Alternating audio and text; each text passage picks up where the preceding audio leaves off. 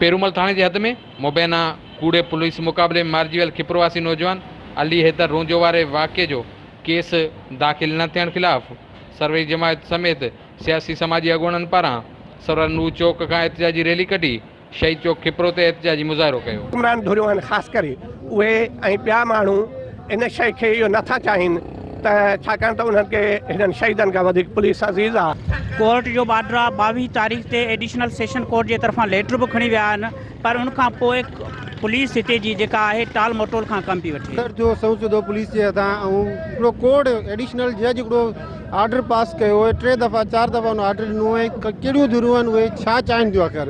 जिन अदालत हुकुम ॾिनो आहे उन तहत FIR कटे असांखे इंसाफ़ करणु जेका आहे उहे पंहिंजे पटेल जेके भाई आहिनि उन्हनि खे बचाइण थी चाहे। माण्हू खे बेगुनाह घरां खणी 5-6 ॾींहं उनखे मुख़्तलिफ़ जॻहियुनि ते रखी उनखे टार्चर करे ऐं पोइ मुक़ाबिलो ॼाणाए उनखे मारे छॾींदा। हीअ असांजो एहतजाज पुलिस गर्दी जे ख़िलाफ़ ऐं पुलिस जेका कोर्टुनि जो तक़दुस पामाल कयो आहे, हफ़्ते ताईं कोर्ट पंहिंजा ऑर्डर कढंदी वई ऐं पुलिस उनखे ठुकराईंदी वई। पुलिस जो कूड़ो मुक़ाबिलो ॾेखारे त असां चऊं था त इहो किथां जो कानून आहे। ताईं 1.5 महीनो थियो आहे, कोर्ट सगोरी में असांखे इंसाफ़ मिलियो त इन ते कातिलनि ते FIR कई वञे। एहतजाज कंदड़ मुतालबो कंदे चयो त वाक़े में मुलवस पुलिस ऑफिसरनि तोड़े एहलकारनि खिलाफ़ केस दाख़िल करे वाक़े जी अणधुरी जांच कराई वञे। कैमरामैन मावजी कुमार इरफान कुंबर सां गॾु राजा Rashid comber, Sindh TV news, खिपरो।